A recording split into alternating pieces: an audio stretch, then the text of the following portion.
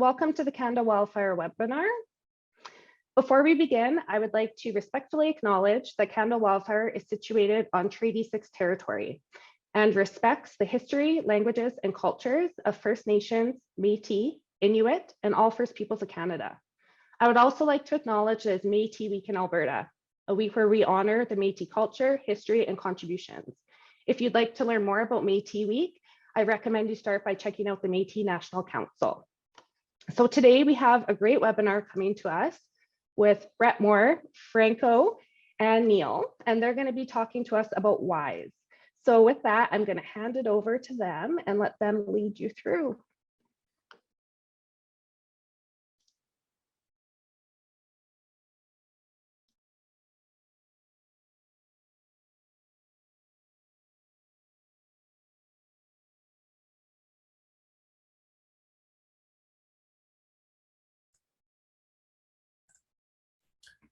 Thanks, Karen. I'll just check that we're sharing our presentation on your end. It all looks great. All right, welcome. Good morning. My name is Neil McLaughlin. I'm the Superintendent of Predictive Services for the BC Wildfire Service. And I've been involved with a national initiative for most of my career, in fact. But today we're joining you to talk about some of our recent efforts and accomplishments. We're going to ask that if you do have questions throughout this webinar that you hold them, but we do encourage you to write them into the chat and we'll address them at the end of our presentation. So if something comes to mind, just jot it down. We're really grateful to have you joining us today. There's been a significant amount of work that we've put into modernizing fire growth modeling for Canada over the past 5 years. And this webinar is really the first time that we've spoken about our work to a Canadian audience. And so very much this is a pre-release of our software, and we're excited to share our accomplishments with you today. I'm going to turn my camera off as we move into our presentation, simply to save on bandwidth for any of our viewers that have slower internet connections. So just stand by while I do that, and we will get going.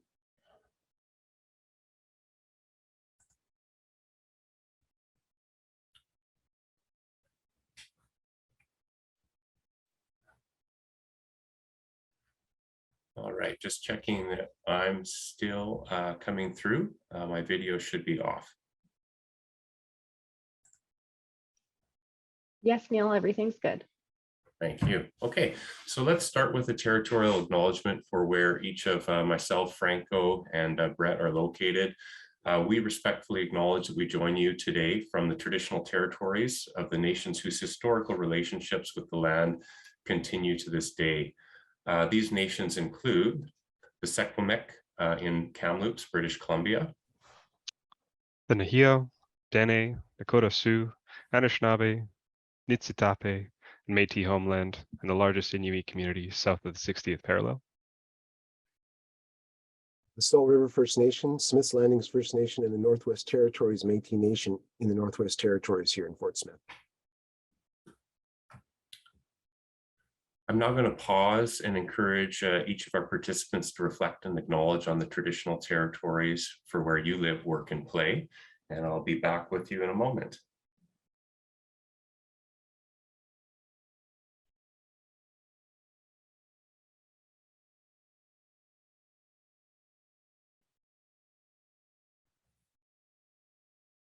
Okay, thank you. Let us also acknowledge that science and technology are but one way to understand wildfire. The world views and oral histories of our First Nations peoples are complementary and can enrich our understanding of wildfire. Let me provide some background context for this presentation. This screenshot is of the Prometheus fire growth simulation model. This model was proposed back in 1999, submitted to the Foothills Model Forest, which is now FRI Research. And that proposal was accepted the following year. And the first public release of Prometheus occurred in May 2002, along with the first training course offered in Alberta's Hinton Training Center. This software was initially funded and supported by 6 provincial, 2 territorial, and 2 federal government agencies of Canada, along with the Foothills Model Forest and Miller Western. Now this year, the year 2022, marks both the 20th anniversary, but also a shift towards end of life for Prometheus software. I want to take a moment to acknowledge that we would not be talking to you about the future of Canadian fire growth modeling software if it were not for the foresight and persistence of the fire behavior specialists and research scientists who led and supported the development of the Prometheus model. One of those individuals was Cordy Teamstra, one of my first supervisors when I worked for Alberta Wildfire, and was very instrumental in mentoring me into fire growth modeling back in 2005 to present day. These individuals developed a model that was ahead of its time before data inputs such as fuel inventories, digital elevation models, and numerical weather models were readily available. We are inspired by our predecessors, and we're driven to make further contributions to fire modeling software that will persist hopefully 20 years into the future. Now, on screen here, I just wanted to reflect on where we started when I came into fire modeling back in the early 2000s. This is a fire from 2001 from the east slopes of Alberta. It's the Dog Rib Fire. We used to use this fire in our training course, and when I first started training individuals, we had to split this data set in half, and we would model the eastern side of the fire as it approached the river, and then we'd have to stop and go into a separate simulation and model the west side of the fire on the other side of the river as it spotted. And it took a long time to run. The computers crashed a lot. And things have really changed from a technological perspective since then. I can run this simulation in under a minute now on my computer. Now, love it or hate it, this 20-year-old graphical user interface you're looking at on all of its buttons, menus, and dialog windows is how most fire modelers will relate to Prometheus or fire growth modeling. This interface allows humans to interact with the underlying code libraries, which we will be collectively referring to as the simulation engine, or what's actually doing the work. What you may not realize is that the graphical user interface you're looking at is currently limiting how you can use the simulation engine, and it also limits how computers can use the simulation engine. On the left of this slide, I'm showing a graphic from the Canadian Wildland Fire Information System. It's the fire perimeters from agencies across Canada over the past 40 years. It's hard to pick out individual years, but I can assure you, if you were to look at the last 5, some of the larger areas that have burned in Canada have occurred in recent periods. The demand for wildfire simulation modeling outputs has dramatically increased over the past decade, to the extent that trained operators cannot fully fulfill all requests during busy fire seasons. Now, factors driving this demand include population growth and climate change, increasing the frequency and the magnitude of fires intersecting with human values, along with the societal expectation for timely information and intelligence when natural hazards threaten public safety, as well as increased pressure for defensible decision-making within all levels of government. Wildfire management agencies often triage which escape wildfires receive predictive services. Now, this is not ideal. If we think about the origins of the project we're going to present to you today, there were 3 main factors that established a need to modernize Prometheus software. From a technological perspective, Prometheus was originally designed for a Windows 1998 operating system running on laptops without internet connectivity. Like I said earlier, things have changed. It was becoming very difficult and costly to upgrade the Prometheus software for modern operating systems without a complete system rewrite. The user interface was also costly to maintain and restricted how fire modelers across Canada could use the simulation engine. From a process perspective, fire growth modeling is manual, repetitive, and time-consuming. Simulation outputs are difficult to deliver in a timely manner. And modelers are often experiencing fatigue and burnout, which is increasing the likelihood for human error in the process. And finally, from a human perspective, trained fire modelers are in short supply across Canada. And those individuals cannot keep up to the volume of work associated with busy fire seasons. This is often leading agencies to triage which escape fires receive modeling intelligence and which do not. However, technology can produce model outputs in near real time for all fires as they are detected and before they escape initial attack. I want to quickly cover some of the core ambitions for this project as we initiated it, and then we'll start to get into the details.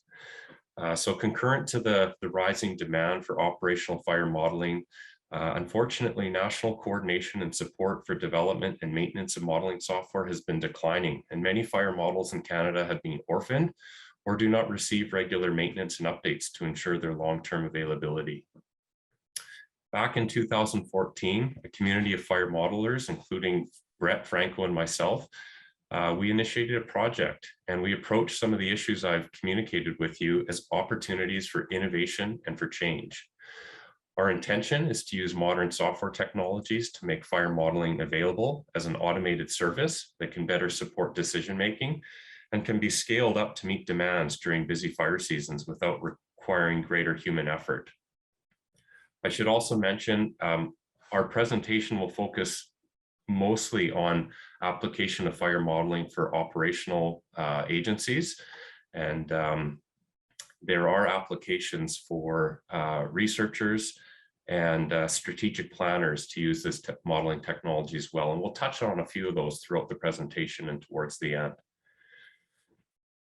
To quickly summarize our core ambitions, again, modernizing aging software.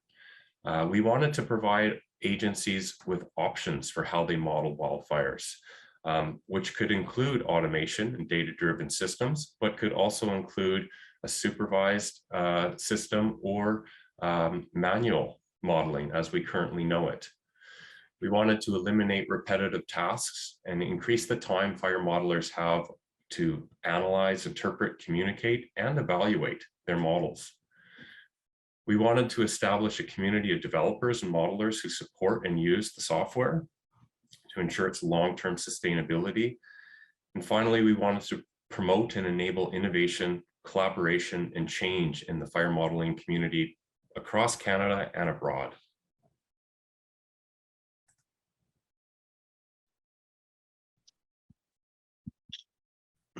Good morning. My name is Brett Moore. I'm the wildfire application developer with the CFS at the Northern Forestry Center. And what is WISE?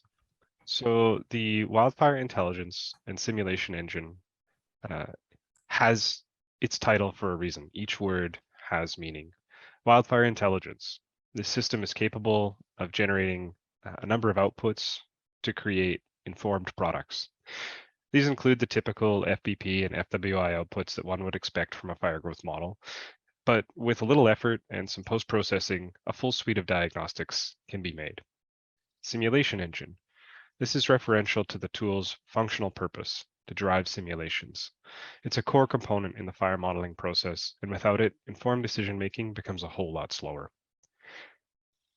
It's a replacement for the Prometheus COM, an old architecture in favor of a more flexible API or application program interface. These APIs are a way of sending commands to a piece of software to instruct that software on how to operate.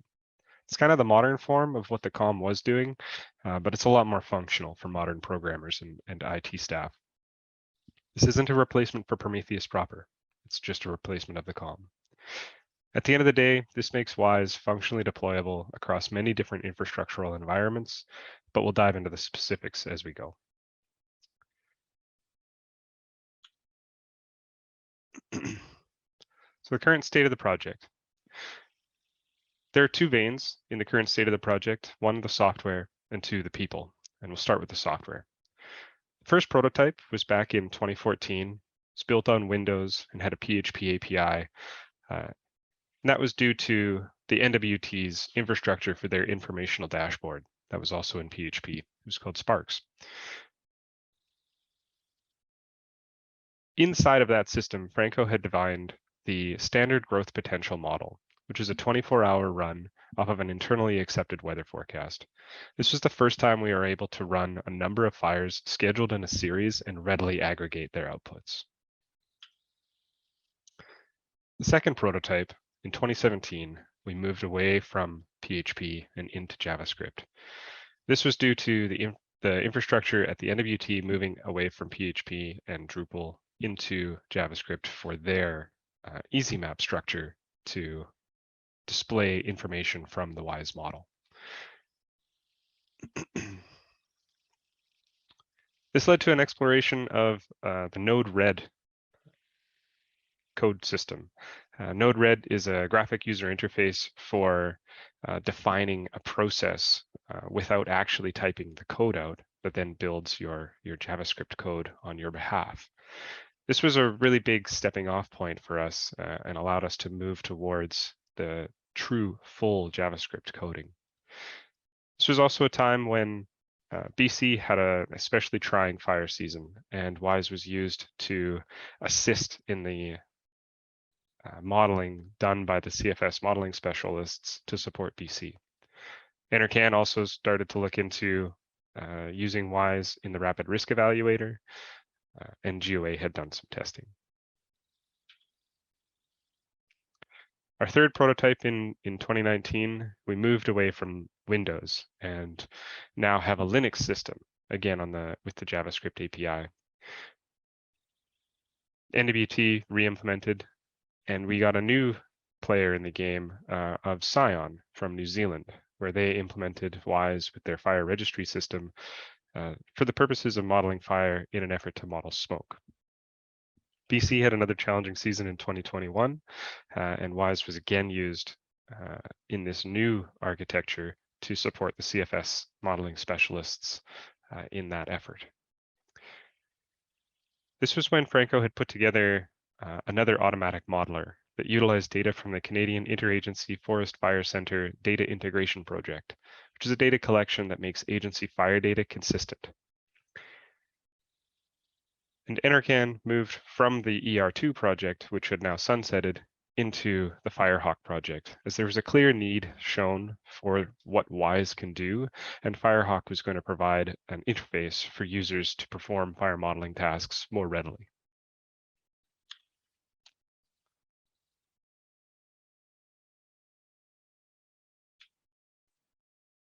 Our fourth and current prototype was developed in 2022, and we are now truly platform agnostic.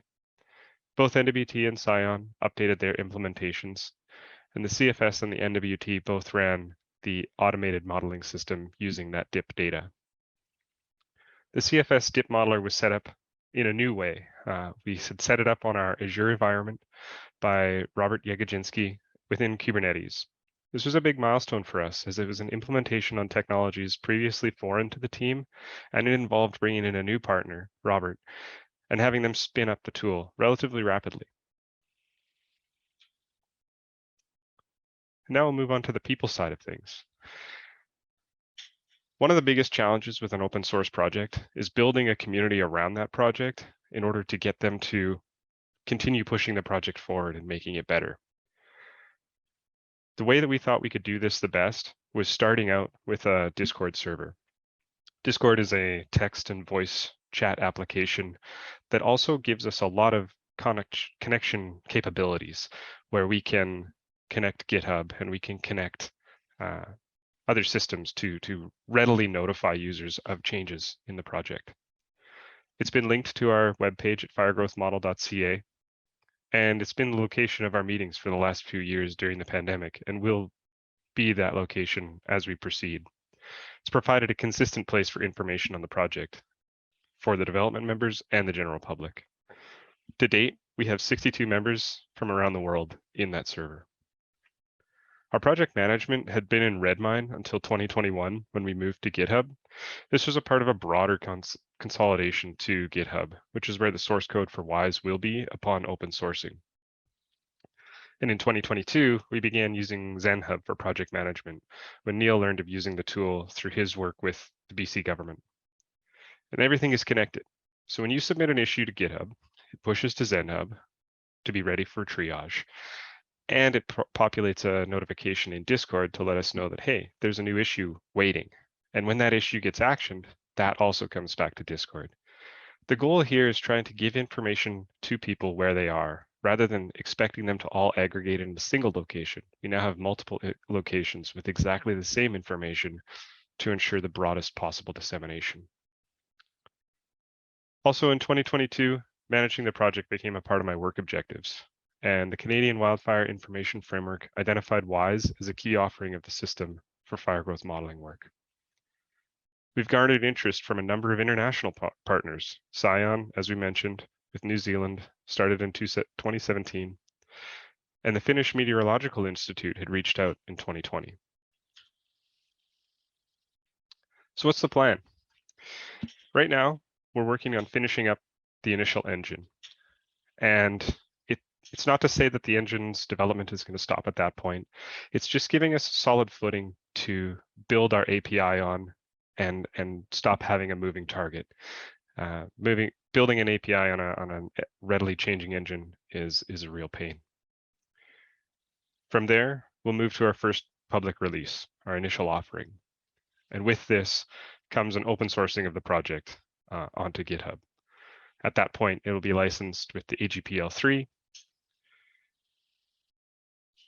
Once that happens, we are also in the process of developing a universal framework. That's our colloquial term for what is more formally known as the Canadian Wildfire Modeling Framework. The goal of this framework is to provide a fire model agnostic API to allow fire modelers to take disparate information sources, aggregate them to a common core set of inputs, and send them to any fire model of choice that is supported by the universal framework. At that point, we'll also be able to start developing and distributing open source GUIs, graphic user interfaces, as examples and templates to fire modeling staff in the field. It's that initial offering of a minimal GUI for people to build off of.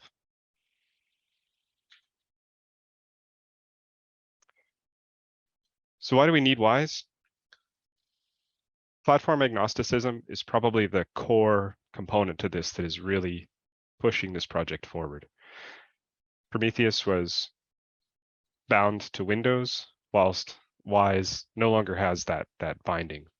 There's still dependencies. We'll never get away from that, but at least now we can start to build it in other operating systems. And it opens us up to the capacity of modeling on high performance computing systems and distributed computing systems.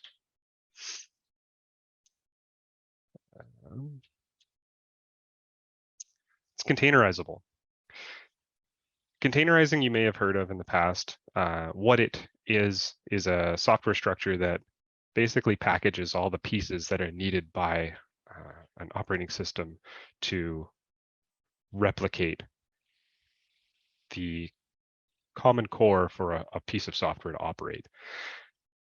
Systems like Podman and Docker are probably the most common that folks would have interacted with. This gives us a way of handing someone a set of instructions that will always rebuild exactly the same way, and gives us the capacity to say, here, if you need this tool to work, this will make it work for sure. It's distributable, which means there can be one computer that is a manager with a number of workers that can send jobs out and perform a very large amount of work in a very small amount of time. It's reproducible. Each job that is done has a job specification that is created with it. This reproducibility allows you to hand that job spec to any other individual that is using WISE, and WISE will be able to generate the exact same output. And we can automate repetitious work. This was a key component for me. During my master's work, I ran Prometheus manually using the members of an ensemble weather forecast. And even for the small number of fires that I did, I still hit something in the order of 400 runs that I had to run manually and then aggregate after the fact. Through the API and the universal framework, we can now aggregate those inputs and aggregate the outputs in order to rapidly generate these much more complex products. Head over to Franco.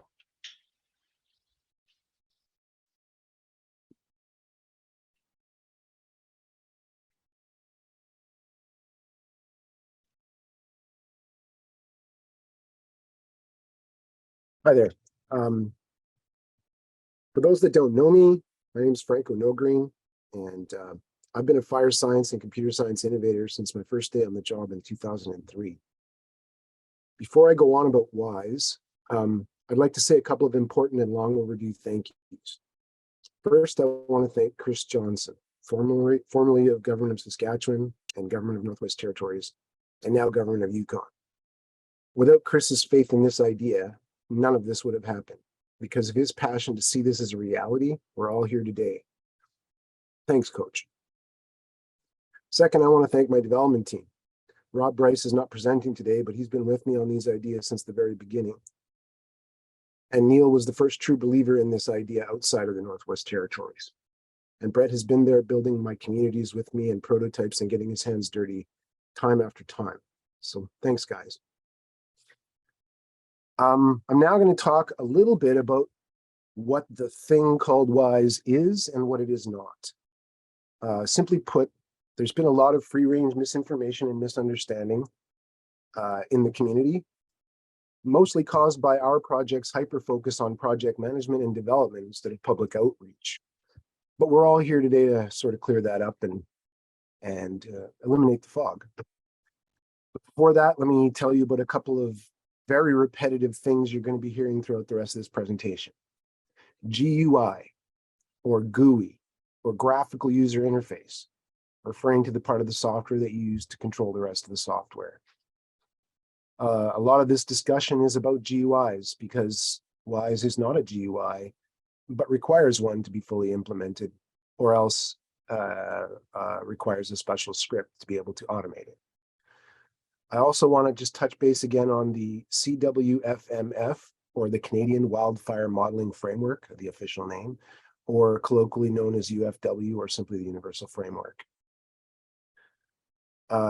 Brett and CFS spearhead this with the goal of creating a programming tool that makes it far easier for us to run these models and prepare their inputs. But let's move ahead here. I don't seem to be able to switch the screen here.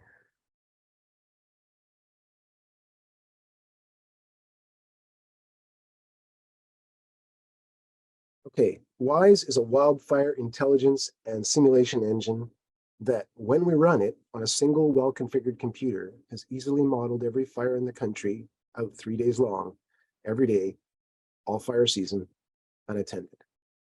So the NWT and the Canadian Forest Service are currently doing this. And in our case, in the territories, we additionally simulate all of our own fires in multiple different model ways, about 2 or 3 models each, multiple times every day for every fire. And we've been doing this since 2015. So it's not unrealistic to say that WISE is an engine that has 7 years experience.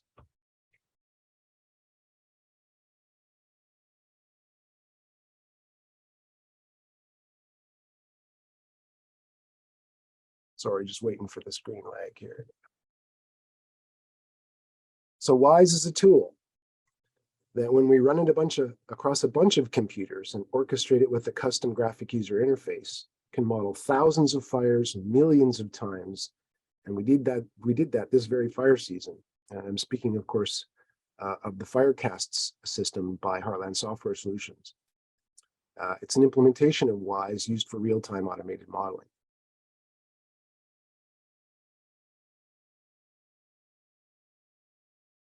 WISE is a software service that's capable of reading and writing the inputs and outputs of raster and vector spatial data in industry standard formats and Open Geospatial Consortium standard formats. For non-GIS nerds, don't worry, this just means your GIS guy doesn't have to make you any weird proprietary data sets so that you can run the model.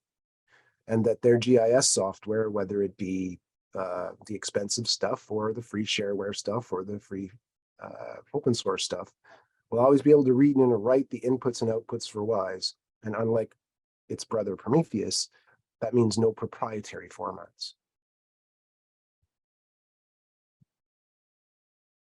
WISE is an open source collaboration project, and I'm fond of saying that it's free. Free as in freedom, free as in free beer, and I think I've been using that since the very first beginning of this. WISE builds on the lessons learned and the national tools that we've been building and using over the last decade. So, for example, Prometheus, BurnP3, Pandora, and Red Hat. And WISE is built by wildfire professionals for wildfire professionals.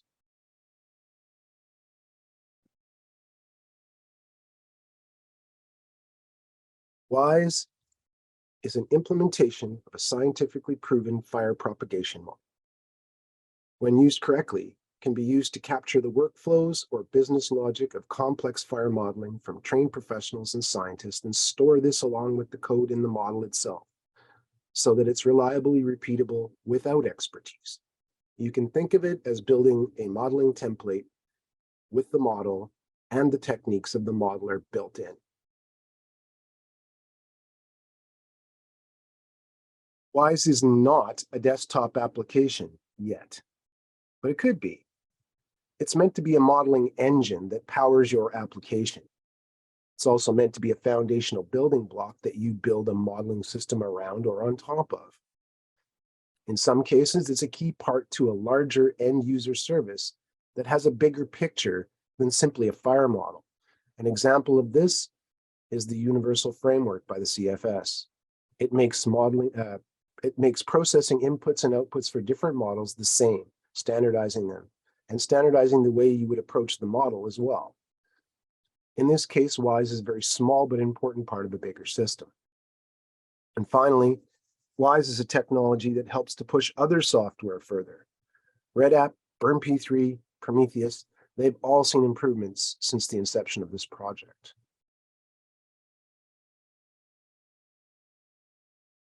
WISE is not a GUI, okay? Oops.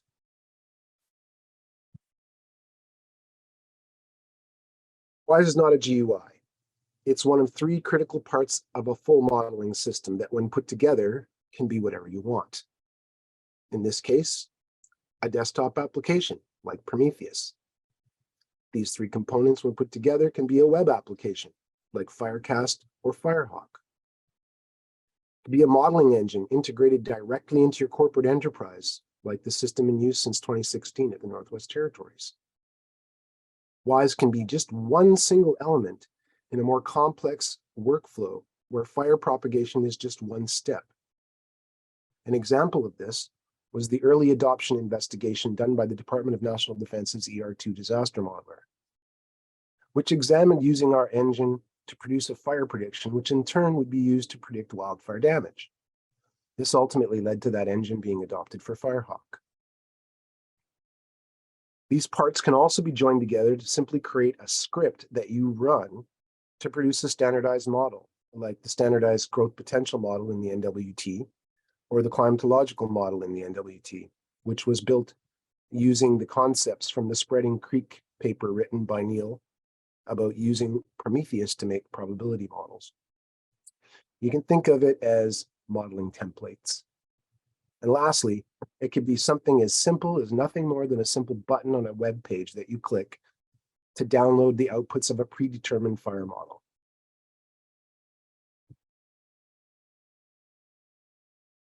WISE is not an abandoned national tool. We're not seeking anyone to take over. We feel that the team has been doing a great job managing this project since its inception in 2014. Managing an open source project in its infancy is not something that we fire agencies are good at yet. For now, we're doing the best we can, following the best examples of products and services that we know of, and leveraging our collective decades of prior experience to do so. WISE is modernized to leverage contemporary technology and software engineering principles with a mind to future-proofing our code base for the foreseeable future and for the next generation of modelers. And even though we're discussing the history of this project, and what we set out to do and where we've gotten to. The truth of the matter is that with the release of WISE 1.0, it will just be the beginning of our really exciting adventure.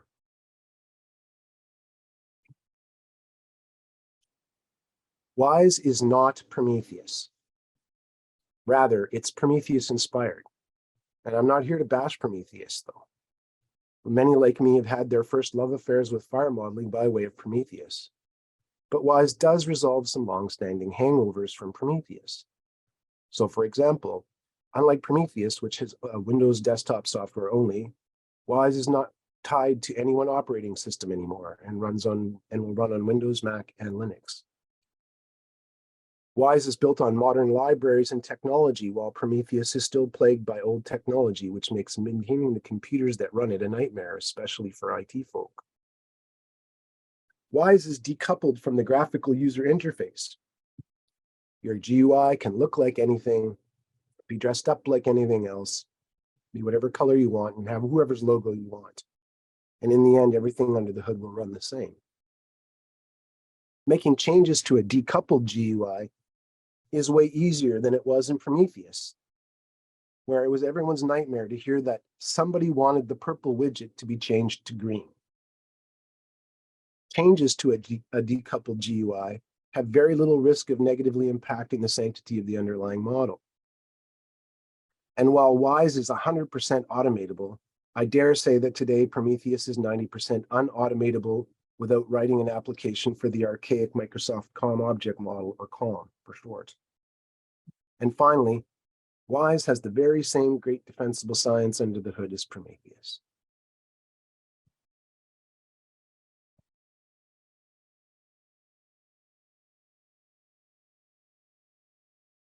Sorry, I'm a little too clicky here. So I'll branch out now to many of the most often asked questions about our project, whether it be in Discord, in email, in person, starting with, who's building this thing? So the current development team, coincidentally, the same team since 2016, and the same group of nerds that's been nerding out on Prometheus with me since before this project started, is made up of the executive, which is Neil McLaughlin from the government of BC, our fearless leader, Brett Moore of the CFS, master tool breaker, and my favorite collaborative coding partner, and myself, Frank O'Green, territorial forest planning officer and developer and fire modeler at the government of the Northwest Territories. Together, we make up the current executive. And with Robert Bryce, the Heartland Software Solutions team engineer, the four of us make up the current development team. The WISE project team is comprised of our development team plus our national and international members. Our national members are Brad Armitage of Ember Research Services, Chris Stockdale of the Canadian Forest Service, Jordan Evans of NRCan CFS, Liz Chapman of the Government of Alberta, Rob Cruz of the Government of Saskatchewan, Robert Yagodinsky, contracting to the CFS, and our international team is made up of people from New Zealand and from Finland, with Veronica Clifford of Scion out of New Zealand and Wayne Chu out of Scion, also out of New Zealand. And last but not least, Pekko Ilvesalo of the Finnish Meteorological Institute. And if there's someone here that I missed, I apologize.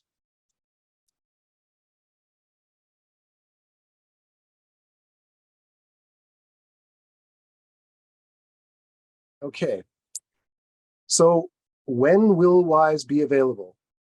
It's one of the most common questions we hear every day.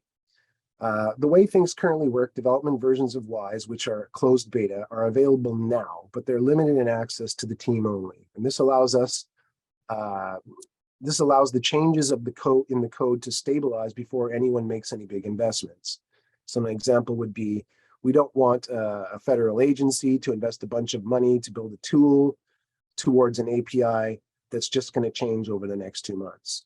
So, or over the next month. For public access, the plan is to have the source code open and available in a version 1.0 release, available to the general public by the end of this calendar year. Oops.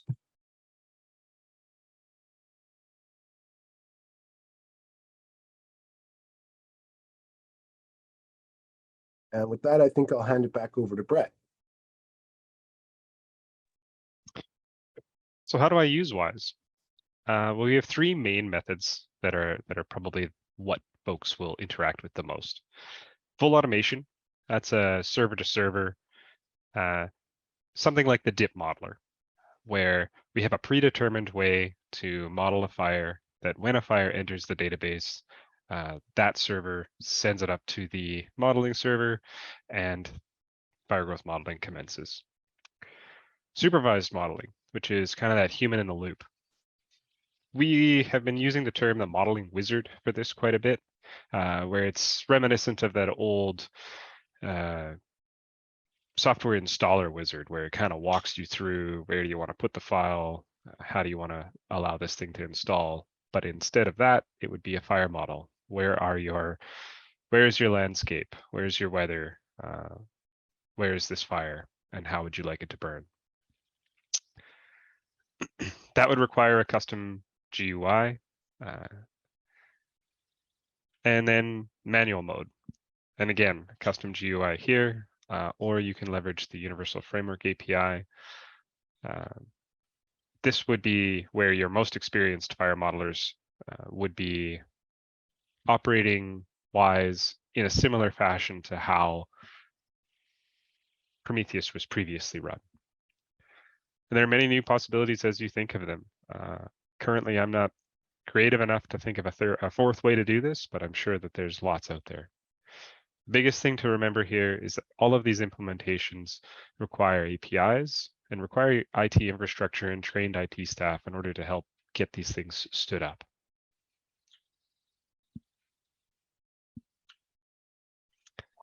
So where do I find out more about this? We have firegrowthmodel.ca, or we have our two repository QR codes here. Don't worry, you'll see these QR codes again at the end of the session during the Q&A. Just wanted to get them up in front of folks in the event they wanted to take a look.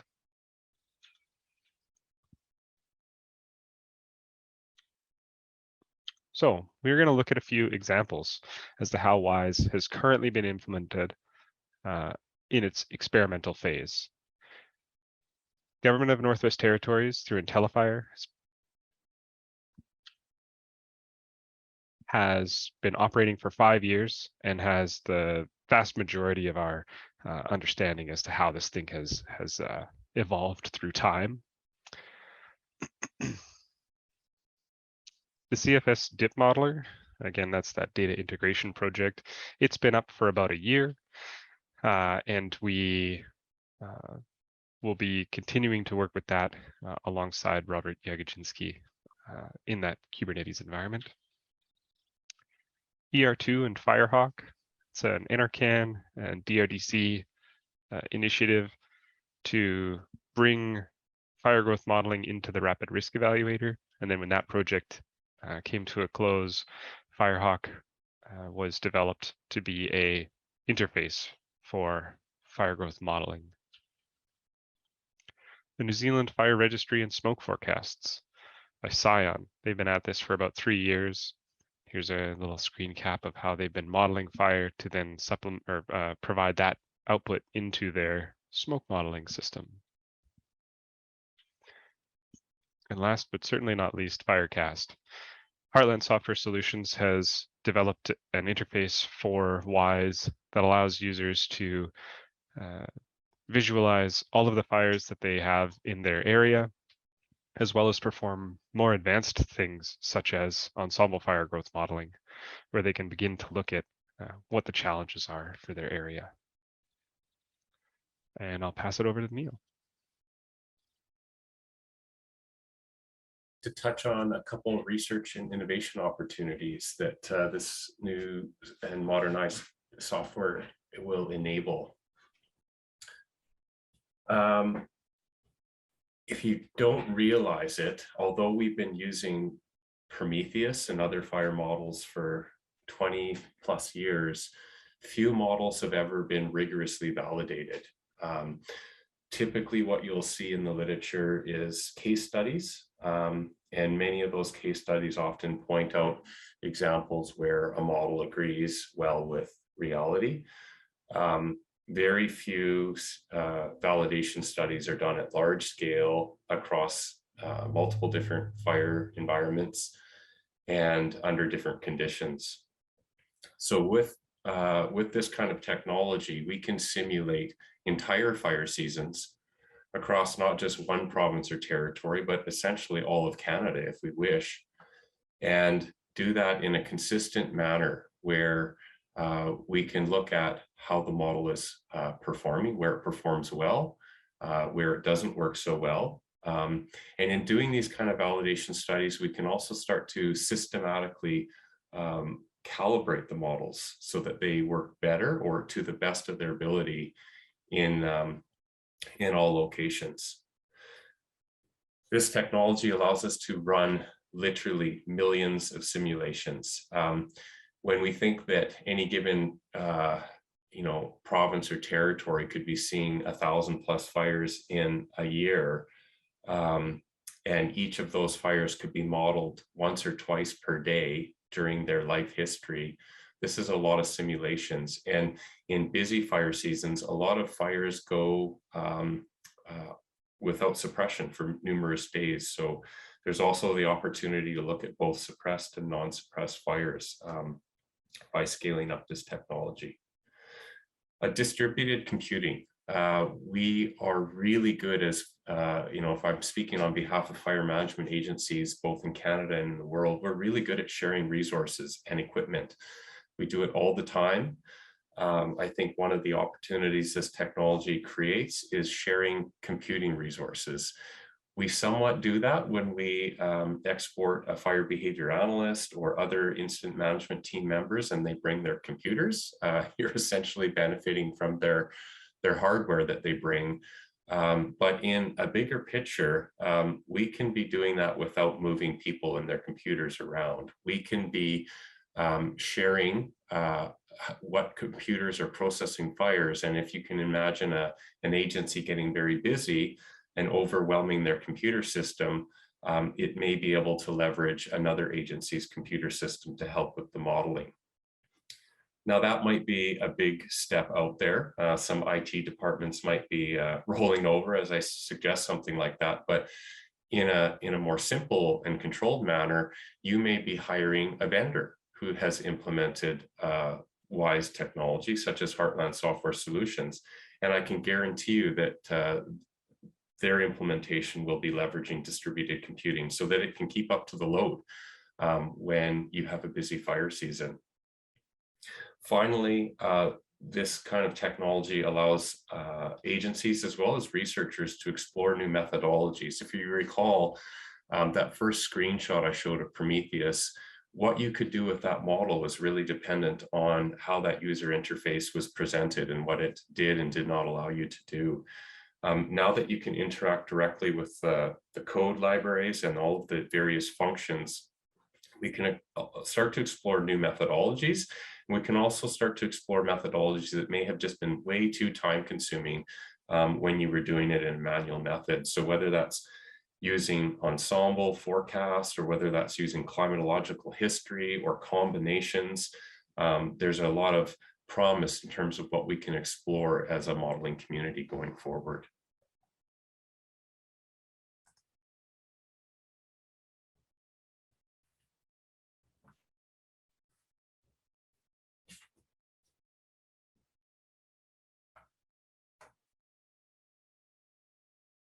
Pass it back to you, Franco. Sorry, Classic still muted. So another important question is, how do I or we or my agency or my company engage with the WISE project? And it's pretty straightforward. You can participate. And once again, I can't control it here. Sorry, everyone, just give me a second to catch up on control.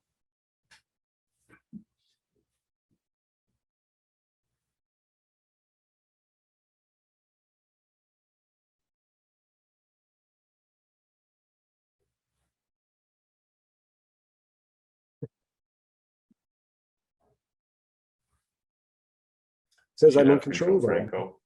I can switch to slides if you need, Franco. Sure, yeah, let's just go to the next slide. Yes, you can participate. The project team meets on Discord every other week on Wednesdays, once or twice a week. Some developers usually meet together and collaboratively code together. We use GitHub for project management and to manage our private and open source code and our documentation. On it, we publicly track our bugs, features, tasks, and share our project timelines. On the firegrowthmodel.ca website, we have general information, documentation, and public downloads. Prometheus, Wise, BurnP3, and Red App all have a home on firegrowthmodel.ca. You can use this handy QR code on the side here, on the slide, to go there, or the other QR codes located throughout the rest of the presentation, or simply go to firegrowthmodel.ca. Next slide, please. You can contribute. Contributions came in many forms for a variety of reasons in the past in this project. Today, things are a little different. Cash is always welcome, but not always what we need. Currently, some partner agencies provide annual contributions, while others may contribute financially once. Still, others do both, and some on top of that provide IT resources, contractors, and other human resources that power our project. How do we access the software? The WISE team currently provides development versions of our software to our project team members only. This is done privately in Discord. We plan to provide instant access to betas and public downloads via Discord, our website, and GitHub once the project goes open source with 1.0. Another question that's often asked is, how can I have more control of this? Or how can I take a leadership role in your project? Controlling this project doesn't really work that way, but what you can do is to plan and build your own graphical user interface that is powered by our engine, Wise. In this way, it's possible for you to have every say over budgeting, features, timelines, look and feel, corporate identity, the inputs and the outputs, while you control your project to your heart's content without causing undue hardship for the project team or its long-term goals. Leadership is not currently something we're eagerly trying to change. Our general plan post 1.0 is for this executive to stop managing the project decisions exclusively and delegate to the project team, to become an even more democratic way of managing the project and more akin to how some of the best open source projects out there are run. So if you want to play a role in the decision-making of this project post 1.0 release, you need only show up and step up. Back to Neil. So I'd just like to review how you can support the project. Franco's discussed each of them, but again, funding. One of the myths is that open source is free. It's not free. It's free to access, and it's free to use, but it's not free for us to create and to maintain. And so funding does help support projects like this. There are a number of ways you can provide funding to the project. And so if you're interested in doing that, please reach out to the executive committee. We recognize that agencies have different fiscal constraints or timelines. We can accommodate you. Please reach out if you're interested in helping fund this project. In-kind support. This is often overlooked. We tend to put an emphasis on funding, but in-kind support is critical. And going forward, we hope that the focus will be less on funding and more on how people show up in the project. So you can contribute code. You may have developers in your agency or developers that you're paying on contract that are working on initiatives for your agency. But as you work with our code base, you may be able to contribute a new functionality or an advancement, and that will be reviewed by this team and could make its way into the public release. You can also test and report bugs. This is a pretty critical thing. We are a pretty streamlined team and may not be able to look into every nook and cranny of this large code base and test all things. And so as you encounter bugs or issues, if you can report those to our team, we can address them for you. And finally, you can use and promote WISE. This software must be used to create value.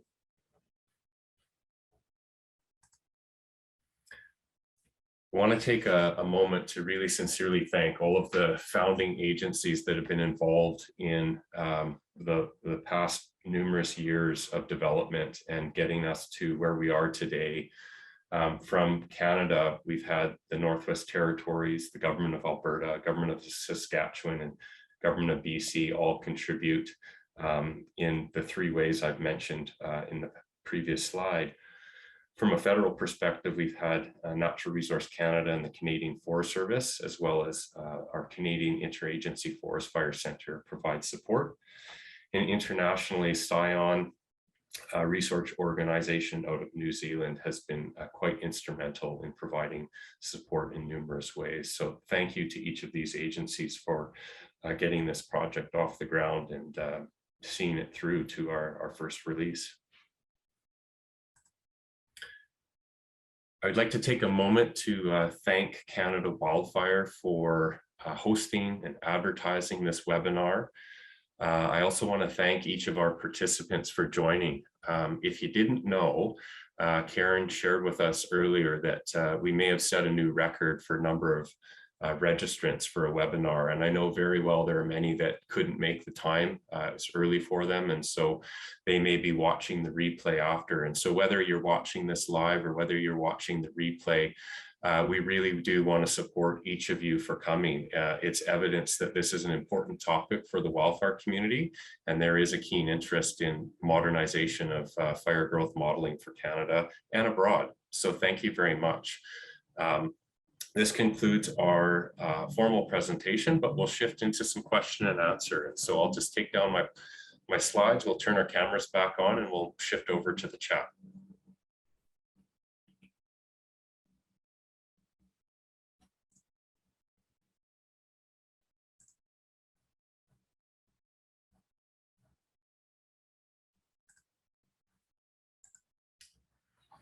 Okay, there's lots in the chat.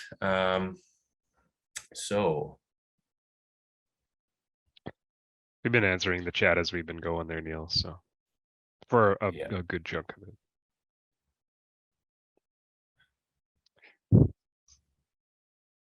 So one of the questions I'm seeing here is there a draft of the API documentation for the universal framework from Connor Brady?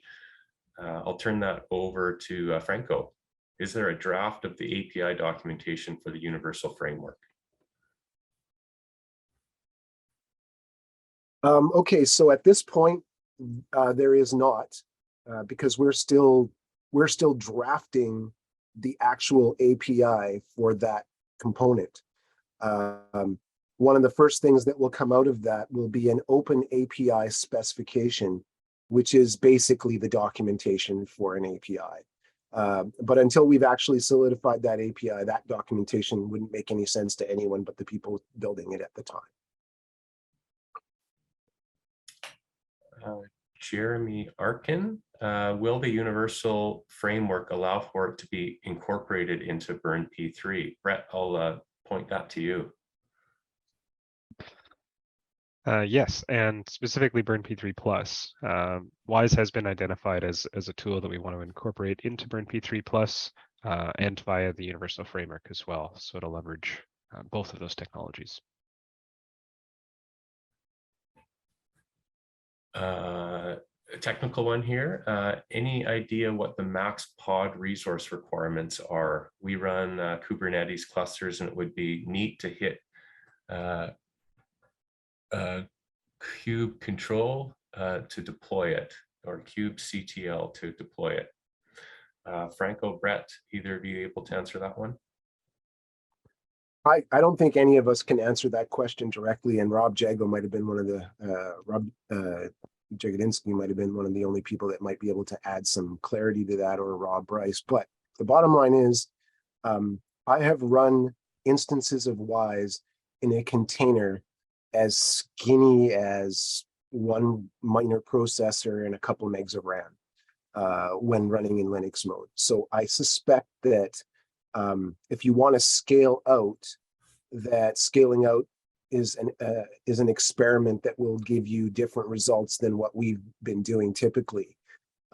So Firecast and Rob are the first real implementation of distributed computing on AWS and other platforms where resources were managed extremely tightly and monitored a lot. So I think there is something to be said about looking to the experience from Firecast in the 2022 season to answer those questions, but also from some of the early results from Robert with his use of Kubernetes and standing it up on Azure. So, but directly, we don't have any information about that because we're still experimenting and doing these things for the very first times, with the exception of simple containerization, which I know you can do cheaply. And I know that a single well-endowed computer was able, all on its own with bare metal, to model all the fires in the country multiple times a day, every day, all fire season long. So if that gives you any indication of what it's capable of, then hopefully that helps answer the question. Yeah, thanks, guys. There's an interesting one here. Any lessons learned on managing an open source distributed project? I might allow each of us to reflect on that. Franco, I'll let you go first. Absolutely. Since the very first public presentation that Neil and I made about Red App and open source and building an open source community around there, we've been evolving our communities and evolving our process and trying to keep up with the technologies leveraged in open sourcing. And so all of these things have huge amounts of lessons learned. One of the biggest lessons learned that I think that I can share is that you need to sort out your licensing ideas well ahead of building your software and trying to distribute it. That is the most important lesson learned I can share with any of you. I'll leave it at that. Neil? I was just going to point to Brett if you had any reflections on open source and distributed projects. Yeah, I think for me, the biggest one is finding a way to give your community members a way to interact with you. You're doing all this work to generate this thing that you want people to use, but if all you are is a project, it's really hard for folks to reach out. And this is where Discord really became a key piece of technology for us. We've seen a number of questions come through the Discord that never made it into issues on GitHub, just due to that. It's almost like a self-imposed barrier of when you make an issue on GitHub, it better be an important thing. Whereas on Discord, you can feel a little bit more free to just ask whatever question that you have. And we've gotten a lot more traction because of having both of those methods to communicate with the team. And as I reflect on that question, one of the words that comes to mind is collaboration and enabling collaboration. There are different software licenses and they all serve a purpose. And I don't suggest that one is better than the other, that you make a choice, as Franco mentioned, when you're designing that software and some of your intentions.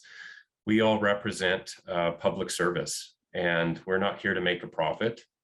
We are here to collaborate. We're here to work together. We're here to share resources. I think that is something that is a testament of wildfire agencies across Canada and the world. And I think this license is enabling us to do that through technology in our software. So what I've really noticed is as we've shifted towards open source, we haven't had to ask for people to join our community. They've come to us and that's been fantastic. So those are some lessons learned. Another API question about versioning. How is API versioning handled? Is it purely based on protobuf versioning? Franco, do you want to handle that one? Okay, so not sure which component you're referring to, but with respect to WISE, Connor, our API that's used for integration is a JavaScript API. It is a Node.js module and is versioned as such. The versioning of the API is more tied to to the sort of NPM package versioning than anything else. The framework API will be different. It will be based on Open API Spec 3.0. And so again, we'll have nothing to do with protobuf. Protobuf is essentially an important component for us in defining the language spoken by the components, and not really something that's exposed at a high level in the API. I hope that answers your question, Connor. Great call. We've got a question from John Bruce. Due to the scale of this model forecasting vast numbers of fires at the same time, can I assume that this modeling does not account for suppression or operational tactical success? What natural fuel breaks to spread exist within the model, such as width of a non-fuel band? Maybe I'll take a run at that one.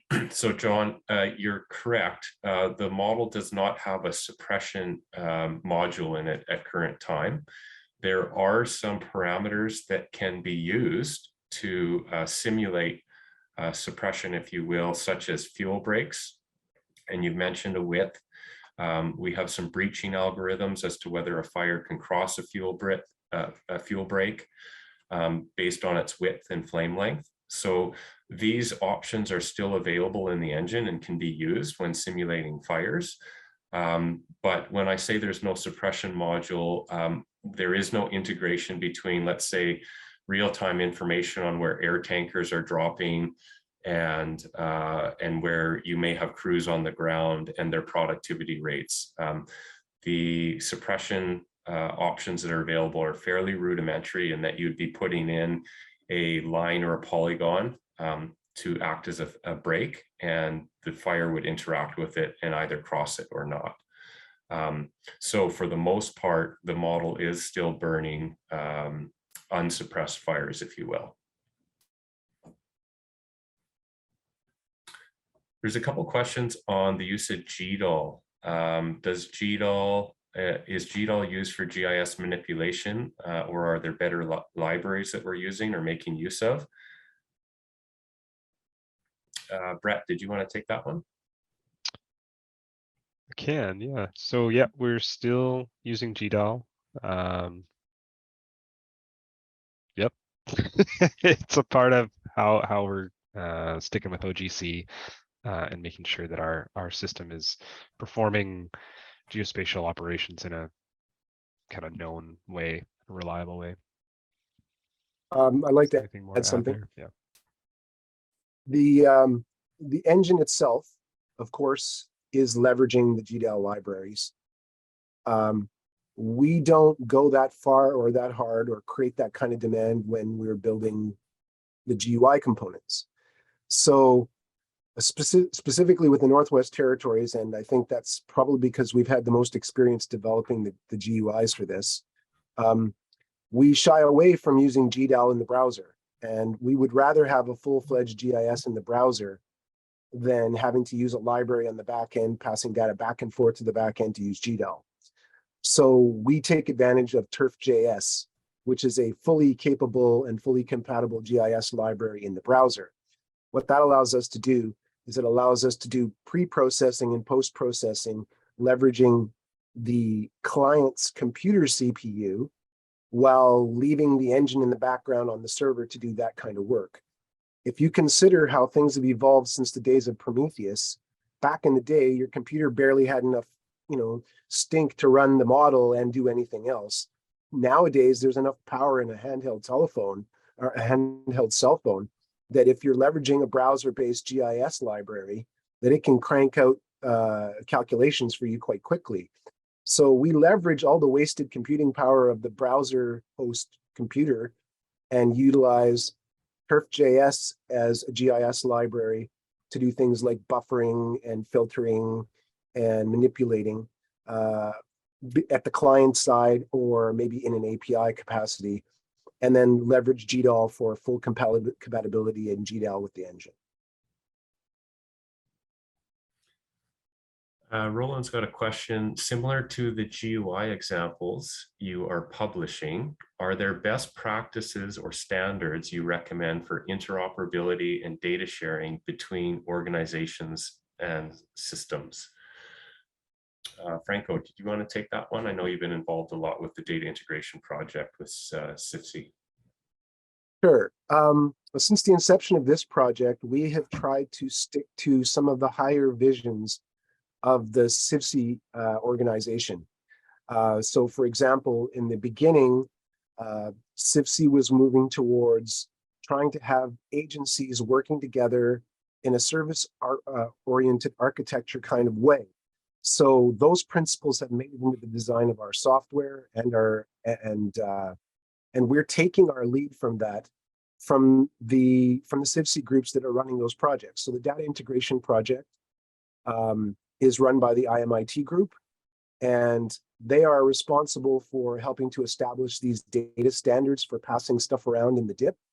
And it makes perfect sense to us to synchronize our development and our approaches with that of CIFSI, which is essentially a representative of all of our agencies put together.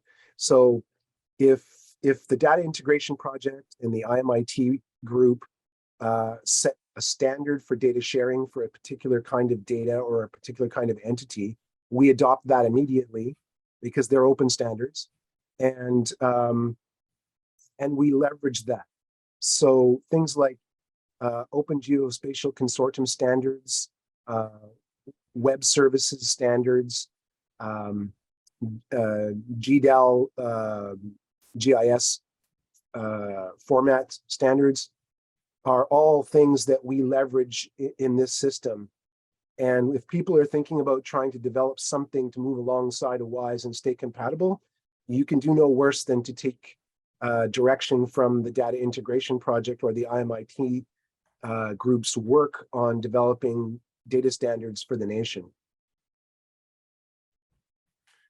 Roland, I'll add a little bit to this. Brett, you might chime in here as well. From a model input perspective as well, in the early days, this was quite problematic because some agencies would want to call a C2 fuel type a value of 2 in the grid, while others would call it a value of 12, and others yet might call it a value of 8. And so, you know, if you've used Prometheus, there's a lookup table, and that lookup table had to point at something. And so it would make some agencies happy and others not.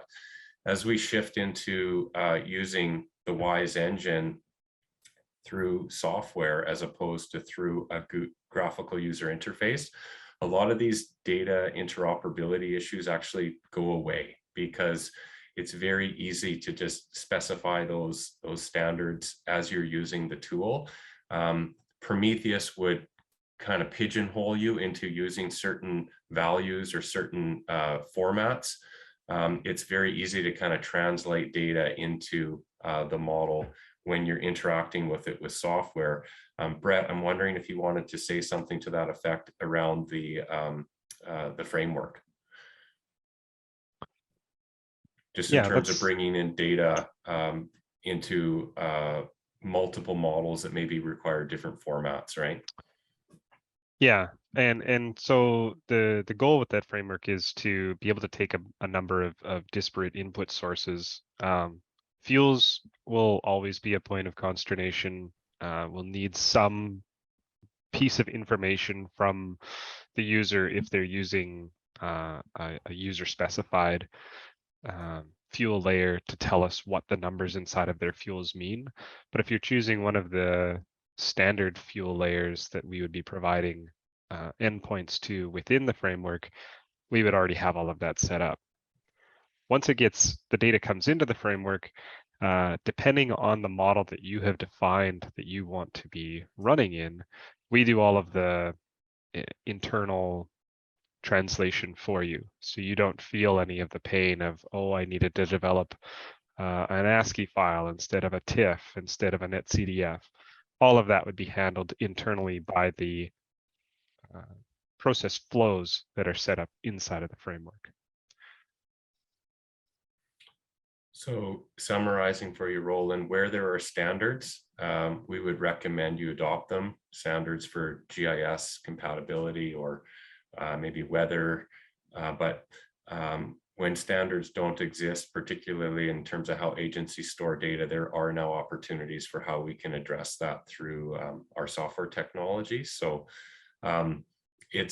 I guess what I'm trying to say is it's not as big of a deal as it was when we were constrained to a user interface, but great question.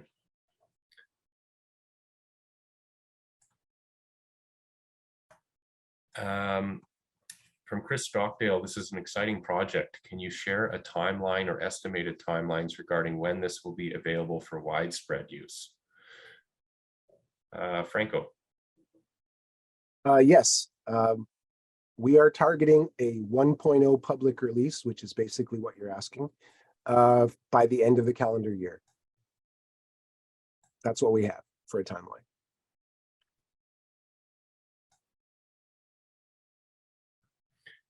And I would add to that, we recognize that integrating this into your organization and choosing how you want to use this technology, whether it's automated, supervised, or manual, you know, there's some change required, and that's going to take time. So in terms of being implemented or being used widespread, that may take some time. Prometheus will continue to be available for use for the foreseeable future. So we may be running parallel systems while we kind of adopt new technology and move into it. But the software will at least be available in the very near future for agencies to start working with.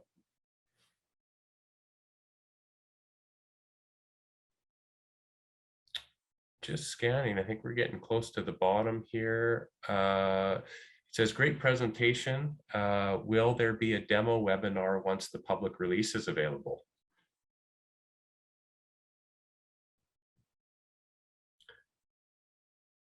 That is a great question. And I'm going to start an answer, and Franco and Brett, you may chime in if you wish. One of the challenges with presenting to you today is that because WISE is a simulation engine, it's essentially a bunch of code libraries, there's not a lot to demonstrate. However, one of the things that we are working towards for our version 1 release is a template graphical user interface for how you might model a simple fire, you know, click and grow a fire. And that would be a starting point for an agency that may want to develop a user interface. But essentially, these demonstrations could be anything.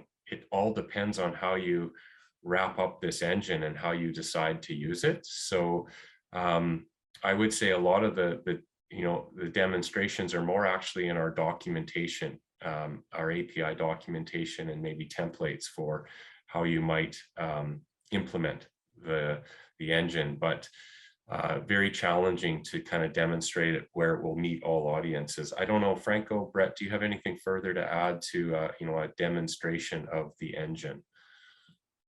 So it's a good question. It just has a tough answer. I would think it's safe to say, though, that most of our host agencies are implementing some form of modeling with WISE, which means there will be a multitude of different implementations of WISE right around 1.0 that can be presented. So I know for a fact that every time that we integrate a new version of this engine into our enterprise, that we make a series of video demos and we share those with our users. But once we're open source and 1.0 is out, I suspect there'll be more of that within our community. And I think you could probably expect there to be multiple different videos of what people are doing with their implementations. I would also like to think that more of what's currently happening within our Discord community will happen after 1.0 and open source. And that might result in people just collaboratively getting together in the community to talk about and demonstrate how to do a lot of these things. Because we get a lot more mileage from collaboratively doing than we do from making a demonstration video. So yes, there will be a demonstration video, but more importantly, there will be more opportunities to collaborate in hands-on code and work with people who actually use this stuff on a day-to-day basis once the community is wide open with an open source product. Did I miss anything, Brett? Nope. Well, hey, thanks for sticking with us. We got a couple more. From Mike Flanagan. How does WISE compare to, I haven't clicked on these URLs and I'm afraid to because I might lose my screen. I do recognize one of the URLs, TechnoSilva. There's another one, UCSD Edu. Wildfire. I'm familiar with the TechnoSilva product, and so I'll maybe speak to that. And Brett Franco, if you're familiar with this other URL, but how does it compare to these other products? Some of the implementations we've shared with you today, such as Firecast or the IntelliFire or the DIP modeling project, are similar to some of TechnoSilva's offerings in that they are automated fire modeling systems. They are enterprise systems that can take information from an agency and be data-driven to model fires as they come in. What's different is that our project is open source. So you can contribute to it, you can engage with it, and it's free for you to use unless you are paying for an implementation through a vendor. And that will likely occur as we go into our first release. I expect there will be multiple vendors that may pick up our engine and make it available as an implementation that you might access, as a fee for service. But there are also options for agencies to implement it within their own infrastructure. So that's a key difference is we are providing the engine, whereas with the TechnoSilva product, they have an engine, but they're wrapping it in a user-facing product, which is a fee for service. One of the challenges with the TechnoSilva is maybe that it's a little bit more closed. It's hard to know what's under the hood in the engine, but it's quite an advanced modeling system. Similar things are capable with this engine, but we're maybe not as far along in developing those user-facing systems and implementations. Not so sure about the other URL. Brett Franco, are you familiar with the wildfire.ucsd.edu? I've heard of it, but I have no experience with it. I've never tried to run it. And I honestly haven't had time to look at any other modeling system with this project.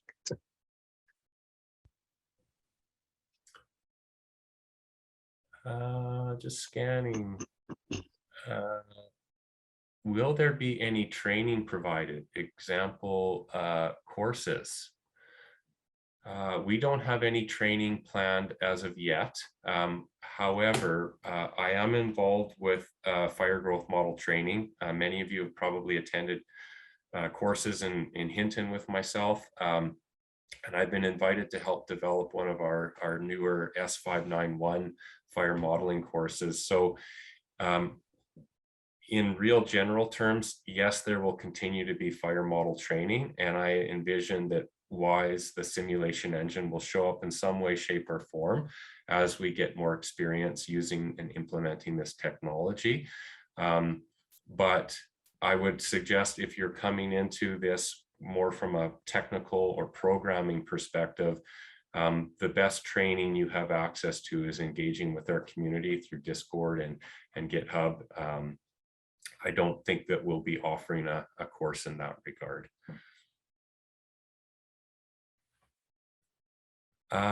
Great presentation. Do you have any information such as emails and phone numbers? For sure we do, but our preferred method for you to reach out to us is through our Discord community. We have stopped giving out our personal emails and our phone numbers because what we have found from experience is that it doesn't promote transparency in our project, and it doesn't promote wide dissemination throughout all of our project team. And so when you post and interact with us through Discord, we can all see it and we can all respond. One of the other challenges, and this is just a reality, is for many of us, we're doing this corner of the desk and we're busy people. And so when you reach out to us by our emails, you may not get a response. But when you leverage our Discord community, very likely one of us will be able to catch your question or your issue and respond to you in a more timely manner. So our preferred method to interact with our broader community is through Discord, and that's simply for transparency and efficiencies in getting back to you. The gateway Franco. to that, is to go to the firegrowthmodel.ca website, which is a great place as a starting point to communicate. From there, you can be linked directly to contact the project. From there, you can go directly into our GitHub. From there, you can go directly get a link to an invitation to our Discord community. So the starting point for this is always firegrowthmodel.ca. But Neil's correct. When you're done and you land in the place you need to be, you'll be in Discord, where we will be able to collaborate, talk, and answer your questions and support you. Well, I see Karen's back on, and we could probably keep going, but like I say, there's other ways you can connect with us. So if we didn't get to your question, please reach out to our team. We'd be happy to shed more light on any issues or questions you have about the project. Again, thank you to Canada Wildfire for hosting this webinar. Thank you for all sticking with us and showing interest in this new modeling software. So over to you, Karen, if you'd like to close. Thank you, Neil, Brett, and Franco. That was very interesting and really exciting. It's kind of a new era coming in, and it's exciting to be a part of it, right? In whatever way we all are. I do have one question for you guys before I let you go. And if it's too big of a question, what I will ask is if you can perhaps provide a written answer that I could share when we post the recording of this to YouTube. And the question would be, once we go open source, end of the year, for those in the research community that are not linked to a fire management agency that's going to have IT to set up an interface, how could, say, an individual researcher potentially interact with this new, with WISE? Go ahead, Franco. Yeah, so one of the great things about an open source project is that you tend to have a whole lot of people who are interested who aren't being paid to do the work. One of the things that we hope to do with our 1.0 release is to include a graphical user interface, a simple one, but one that actually orchestrates the engine. If that is what we do, which I'm convinced that's at minimum what we will do, then essentially you will be able to download the product and use it on a single computer and not require anything other than the data that is required to model wildfires. There has been discussions about providing a sample data set so that you can model right out of the box without having to have your own data, much in the way that we have for years been provided by the Prometheus folks, a test data set so that you could open Prometheus and immediately run a fire model.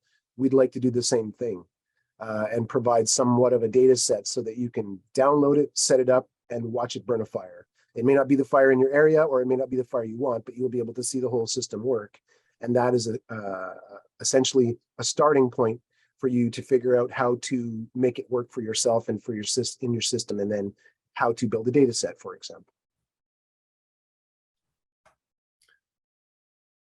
Thank you. Thank you. I know we have some people on the call who are not associated with a large wildfire management agency, so I thought it'd be nice to touch on that. So with that, we are at 11 o'clock, which is the end of our webinar. I would sincerely like to thank everyone for attending and thank the three of you for putting so much work into this presentation. I know it's not an easy thing to put together or communicate. It is such a huge project. So I'm very thankful that you chose Canada Wildfire as your way to share that through our webinars. And I would like to let everyone know that there will be a recording available next week sometime once we get it processed and up on our YouTube channel, which I've posted in the chat. Our next webinar will be on December 9th, and it's on the use of drones for wildfire mitigation, operations, modeling, and research directions. So with that, I'm going to say goodbye to everyone, and we will see you next time. Thank you. Have a good Thanks, weekend. everybody. Thank you. Bye for now.